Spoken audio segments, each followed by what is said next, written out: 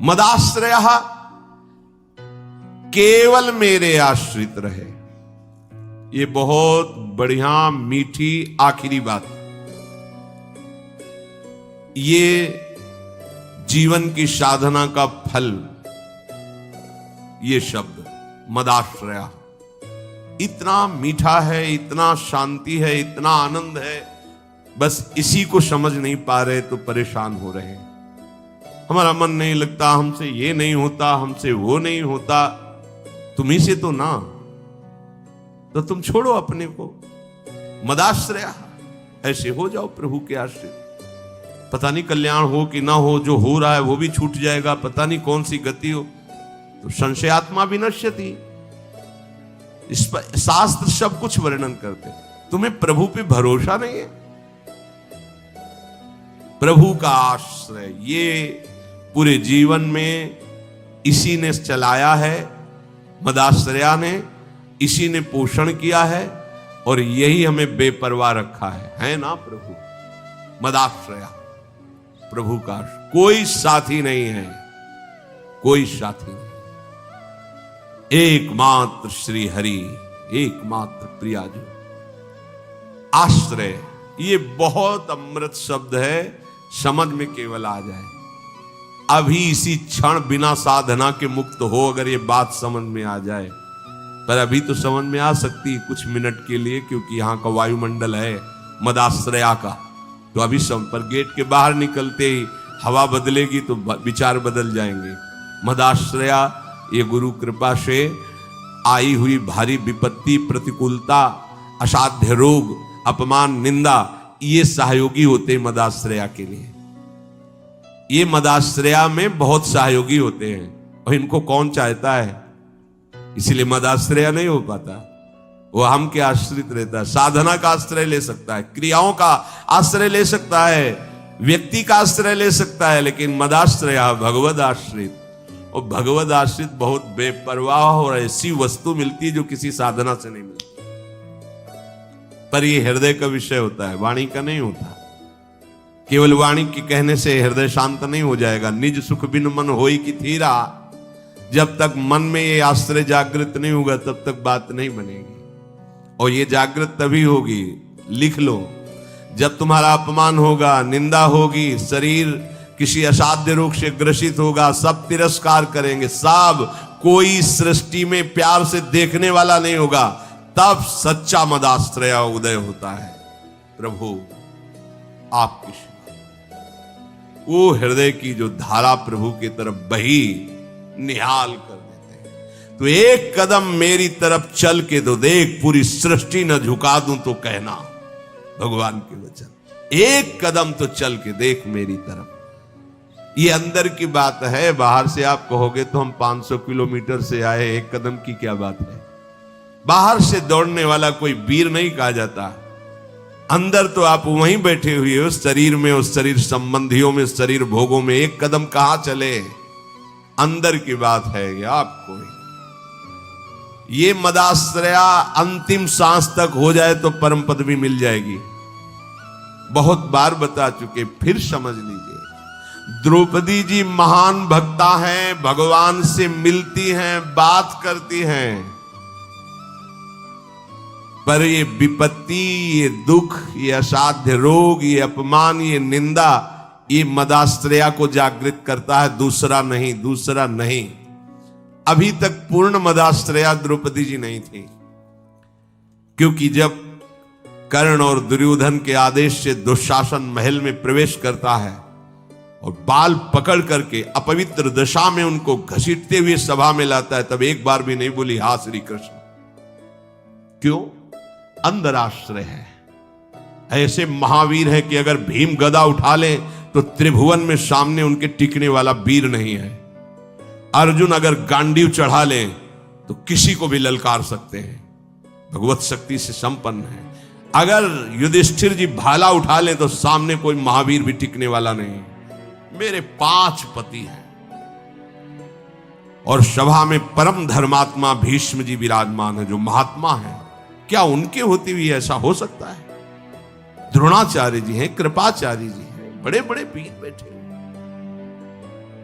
एक बार भी नहीं है कि मेरे श्री कृष्ण हैं। पढ़ के देख लो, व्यास भगवान द्वारा रचित महाभारत, उसका स्वाध्याय किया है पूर्व में। एक बार भी नहीं आया कि मेरा परम प्यारा मित्र श्री कृष्ण है ना, वो बचा लेगा। अगर ऐसा आता तो दुशासन केस में हाथ ही नहीं रख सकता था। विश्वास कीजिए, महल में ही केस नहीं पकड़ सकता था द्रौपदी के।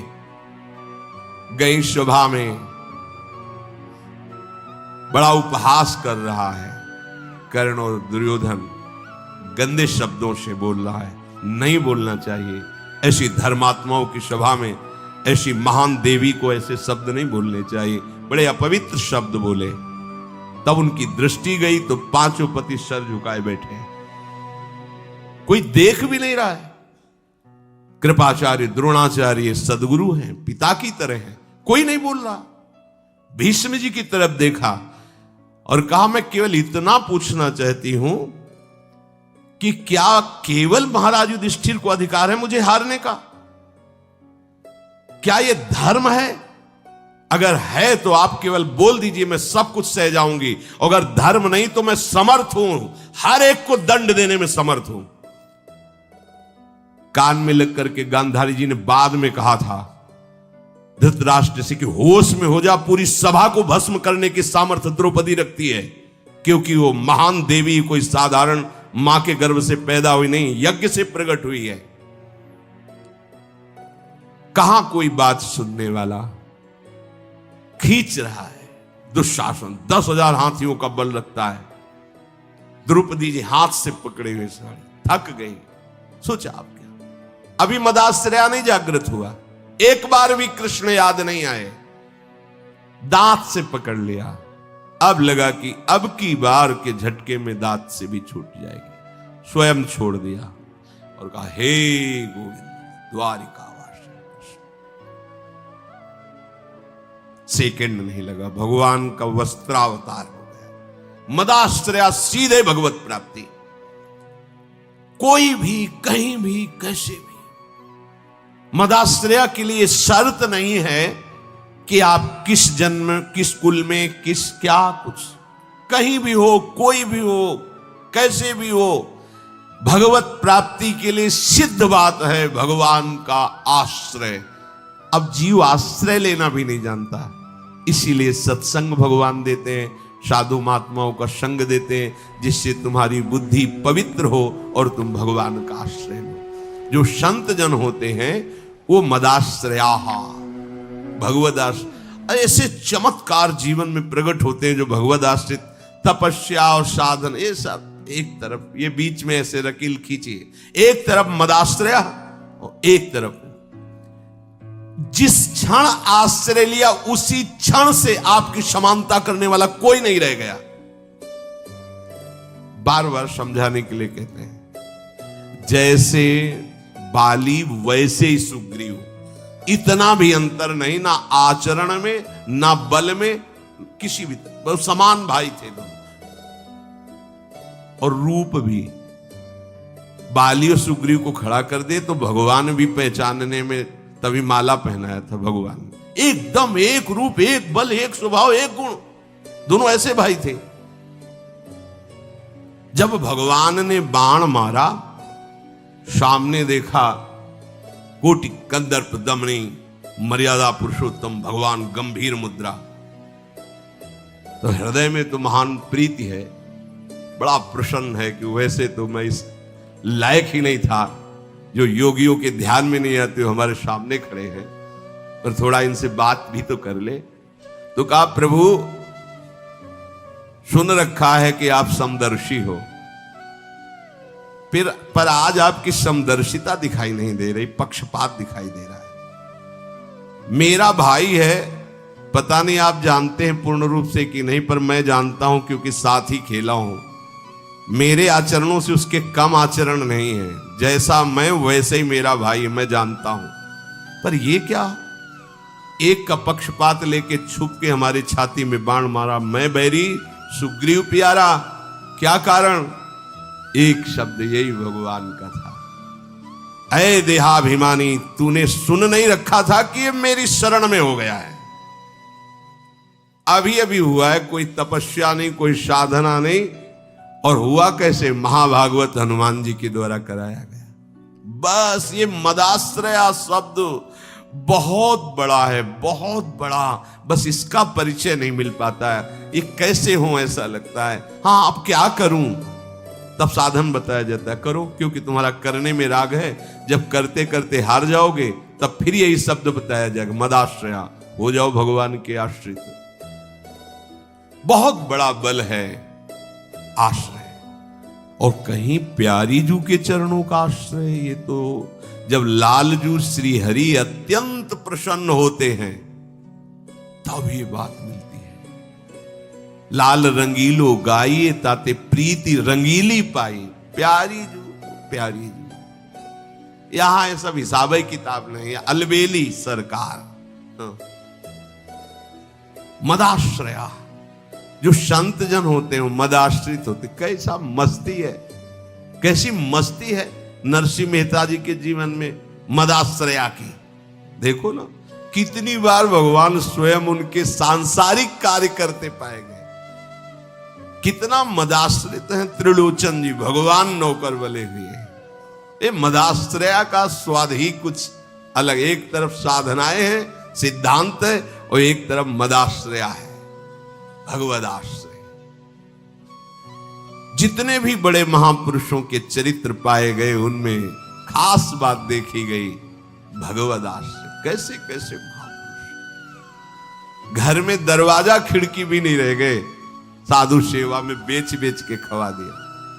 पीपा जी सीता सेचरी आई, कुछ सेवा के लिए लाई, एक वस्त्र पतली पहले वो भी उतार के बेच करके साधु सेवा में। कितना दृढ़ आश्रय है, भोजन भी नहीं, वस्त्र भी नहीं, निवास के लिए कैसा आश्रय। यह है मदाश्रया। सूखी लकड़ी बीन करके, बेच करके, उससे जो अन्न मिलता है उसे साधु सेवा और ठाकुर सेवा और उदर पोषण डाका बाका जी। भगवत आश्रय के सिवा कुछ नहीं जीवन में। किसी भी महापुरुष के चरित्र, भगवत आश्रय, दृढ़ भरोसो दृढ़ इन चरणन के। ये कोई बिरला ही समझ पाता है, गुरु कृपा पात्र ही रहस्य समझ पाता है।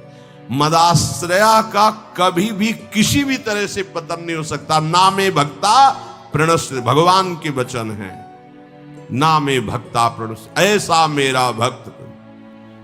अब ये नहीं है कि ये कोई बाहरी क्रिया का वर्णन, ये हृदय का विषय है।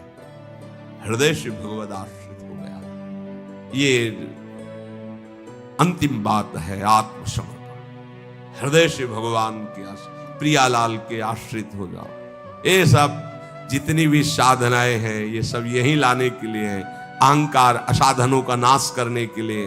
लेकिन मदाश्रया सीधे भगवान को अधीन करने वाली बात है। ये संत जन मदाश्रया होते हैं, भगवत आश्रय के सिवा अन्य कोई नहीं।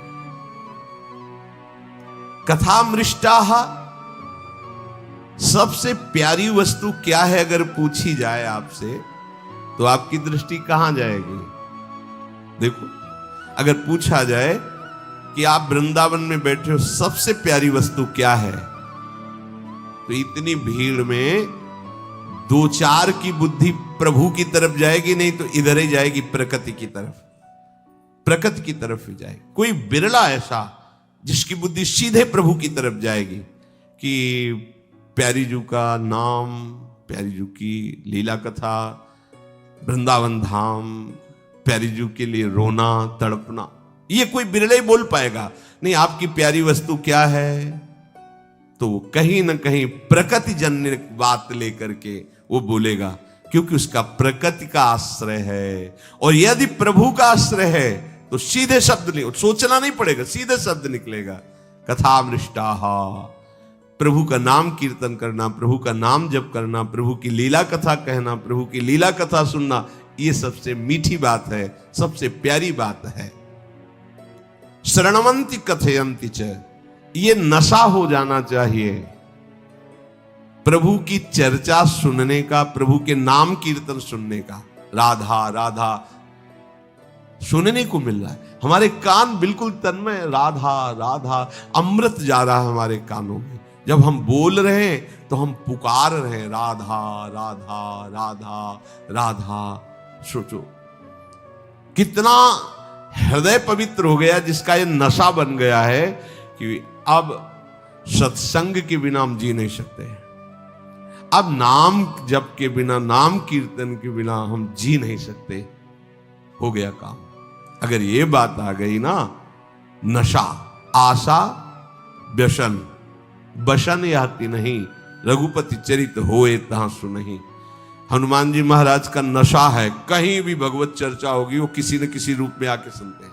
ऐसे बहुत से भगवत प्रेमी महात्मा हैं जो व्यक्त बैठे, कुछ अव्यक्त बैठे हैं और वो सुन रहे हैं भगवत चर्चा।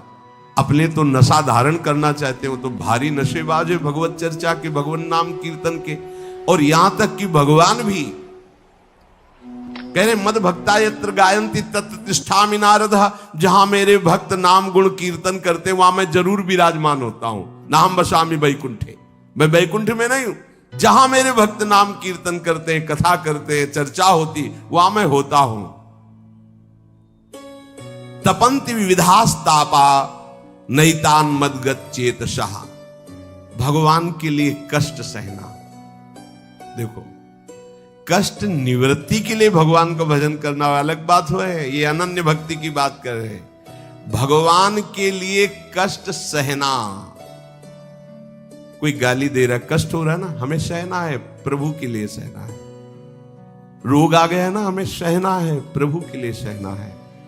कुछ भी परिस्थिति जो हमें ताप दे रही है, हृदय जल रहा है, वो हमें सहना है, क्योंकि इसी सहनशीलता से हमें भगवान की प्रेम लक्षणा भक्ति का अनुभव होगा।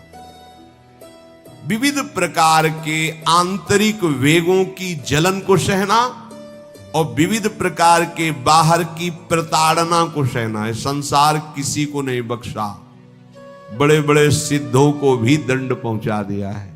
पंडित बाबा श्री रामकृष्ण बाबा खोपड़ी फोड़ दी, चरित्र पढ़ के देख। उड़िया बाबा को गड़ासे से काट दिया। कितने ऐसे संतों के चरित्र पाए जहां ऐसी लीलाएं। ये संसार ये प्रसाद देता है, इसके पास जो है वही देगा ना। एक संसार दुष्ट की संगति ताहू में तुम पुष्ट करावो। अगर संसार के व्यवहार को देखो तो दुष्टता ही दुष्टता छाई है। उनको उनके मंगल की बात बताओ और वो तुम्हारा नाश सोचेंगे, कैसे तुम नष्ट हो जाओ, कैसे तुम अशांत हो जाओ, कैसे तुम भजन छोड़ दो। और वो चेष्टा कर रहे कैसे तुम भजन करो, कैसे तुम शांत हो, कैसे तुम मंगल को प्राप्त हो। तपंति विविधास्तापान, वो मेरे लिए विविध प्रकार के कष्ट सहते हैं। क्यों? ये कष्ट सहना तो बहुत ही कठिन बात है। बोले ले नैतान मदगत चेतसः, जो मेरे में मन लगाए हुए उनको कष्ट सहना कोई बड़ी बात नहीं। ये खास बात प्रारंभ में इसका अभ्यास जब शुरू बच्चा ही थे तो जैसे ठंडी लग रही, मैं शरीर नहीं हूं, वेदांत मैं शरीर, बड़ा प्रभाव पड़ता था। नहीं नहीं, ये तो भ्रम है, मैं मान रहा हूं कि मैं शरीर हूं, इसलिए मुझे शीतलता लग रही। ये तो त्वगेंद्री का विषय है, शीतलता लगना या गर्मी लगना। नहीं, मेरा स्वरूप तो इससे भिलग है। इतने में ही सहने की सामर्थ्य आ जाती थी और कहीं ये विचार करने का भी अवसर नहीं। प्रियालाल में चित्त लगाए तो सहन करना क्या बात। इतनी गाढ़ स्थिति थी भोलानाथ जी की, भोरी सखी की, कि राधा वल्लभ लाल जी की जो पिचकारी होती है बहुत दूर तक जाती है। ऐसे बड़ा कृपा प्रसाद मिलता है जब रंग पड़ता है उनका, हमारा जीवन पावन होता है। उन्हीं के रंग से रंग जाए सदैव ऐसी आकांक्षा रहती है। तो सब संत जन जाते हैं प्रभु का रंग डलवाने के लिए। संसार का रंग तो बहुत ही फीका है, गाढ़ा रंग तो राधा वल्लभ लाल जी का है। दिखाई भले फीका देता हो लेकिन गाढ़ा रंग है। ये चढ़ गया फिर उतरेगा नहीं। धोबिया धोवे चाहे सारी उमरिया, श्याम पिया मोरी रंग दे चुनर, यही रंगते हैं चुनरिया। अब देखो और जगह से कष्ट की बात हो तो उन्हीं से एक सीधी पिचकारी ऐसे कान में लगी, पर्दा फटा, अंदर रंग चला गया। अब वो हर समय प्यारी जू में विकल रहते थे, इसका कोई फर्क नहीं पड़ा। धीरे धीरे वो रंग युक्त पानी अंदर गलन पैदा किया, मवाद बन गया, मवाद निकलने लगा, कीड़े पड़ गए। कान में अगर जरा सा भी चींटी चली जाए तो व्याकुल हो जाओगे, कीड़े पड़ गए। सेवा कुंज जाते, श्री जी के दर्शन करते, जो बंदरों को चना फेंक दिया जाता, जो नहीं पाते उठा लेते, यमुना किनारे उन्हें पाते और बस बैठे रोते रहते, हा स्वामिनी, हा लाडली। प्रेम की पीर उन्हीं के ऐसे पद हैं जो हृदय विदीर्ण करने वाले हैं। हर समय प्यारी जू में मगन रहते। जो लोगों ने देखा ये स्थिति, तो बाबा इसकी दवाई करवा लो। ठीक है, प्रियाजू की जैसी इच्छा, जोई जोई प्यारो करे, सोई मोई भावे। देखने से ही महसूस होता है बहुत कष्ट। उस समय मथुरा में व्यवस्था थी, मथुरा चलने की प्रार्थना की उनसे, एक बार आप चले। वहां गए, डॉक्टरों ने उनका तो ऑपरेशन हो गए, अंदर सब सड़ रहा है, कीजिए, पर जब ऑपरेशन करना हो तो 30 मिनट पहले हमें बता देना, आए आप 30 मिनट बाद आपका ऑपरेशन होगा। श्री हरिवंश गायब, देह भाव रहित शरीर स्वरूप में स्थित, शरीर ऐसे जैसे सांप की केचुल पड़ा है। ऑपरेशन, कोई सुनने की जरूरत नहीं, ऑपरेशन हुआ। अब सब आश्चर्यचकित, डॉक्टर नर्स सब, ये क्या है? एक तो इतनी पीड़ा और फिर पीड़ा का कोई भान नहीं, फिर इसके बाद उस पर ऑपरेशन, फिर भी कोई भान नहीं। 1 घंटे बाद श्री हरिवंश सब हाथ जुड़े, हो गया ऑपरेशन, राधा उठ के चले। ये कहां स्थिति है? नैतान मदगत चेतसः, उनको कोई कष्ट इसलिए नहीं व्यापता कि मदगत चेतसः, वो मेरे में चित्त अर्पित कर दी। ये स्थिति है, ये बातों से नहीं होती, ये स्थिति से होता है। जब तक स्थिति नहीं है तो केवल बता दिया जाए कि तुम्हारे अमुक रोग हो रहा है, होश उड़ जाएंगे, होश उड़ जाएंगे। भजन की बात क्या, डिप्रेशन में पहुंच जाओगे। और अगर ये है कि चित्त प्रियाजू में लगा है, तो ये तो जाना तो है ही, आज या कल कभी भी बुला ले, हम तो तैयार हैं। बस फिर कोई कष्ट, सच्ची कहते हैं, सच्ची शब्द इसलिए आपको विश्वास हो जाए, जब कोई विशेष कष्ट होता है तब विशेष प्रोग्राम चलाया जाता है। जैसे होता है ना टीवी में, कि भाई ऐसा प्रोग्राम चलाओ कि थोड़ी देर तो मन आनंदित हो जाए। तो जब हम स्वस्थ हैं, कम कष्ट है, तो भजन करो, और जब अधिक कष्ट है तो तुम्हें करना नहीं, प्रोग्राम चला दिया गया, बस मस्त देखते रहो। प्रियाजू जितना दुलार करती हैं, उतना बड़ा कोई कष्ट ही नहीं पैदा हुआ है कि उनके दुलार के आगे अपना प्रभाव दिखा दे कोई कष्ट। जो भगवत अनन्य भक्त होते हैं, वो विविध प्रकार के कष्ट प्रभु के लिए सहते हैं, क्योंकि उनका चित्त प्रभु में लगा होता है, इसलिए उन्हें कोई कष्ट भान नहीं होता।